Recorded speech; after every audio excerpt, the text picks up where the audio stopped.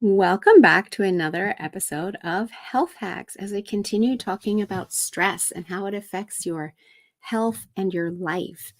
And one of the things that stress does is it impacts your mood, and you can feel more irritable. You can be much more short-tempered. And with prolonged stress, it can actually contribute towards the development of anxiety and depression, affecting mental health.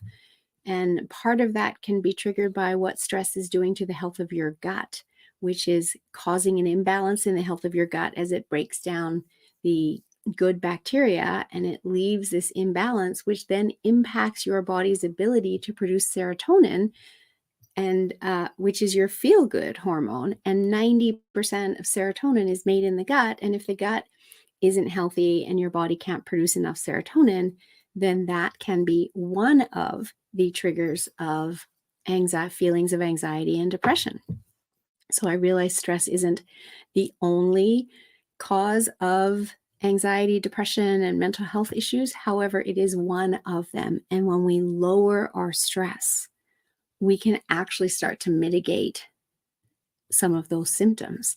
So as I've been doing throughout this series, I talk about what stress is doing or causing in terms of your health and give you a suggestion as to how you can mitigate the stress in your life. And in relation to this, it's staying connected with loved ones. And that doesn't just mean family, that means friends as well. The family you get to choose. Very often, those are the ones that you need in the time of really high stress. Sometimes it's our very own family members that can trigger high stress. And so you need the other chosen family to support you. And so spending time with them, sharing what you're going through with them, having them, listen and just be there for you, and you being able to simply receive support can go a really long way in helping to mitigate the stress that you are under and helping, therefore, you to be able to stay in a place of a happier, feel-good mood. As when we can share our burdens, when we can unburden ourselves, even if we're not sharing them with others, we're simply going through the process of unburdening them ourselves. We can stand taller, stand prouder. And sometimes that's all it takes, is just talking with another human being. That connection is so important.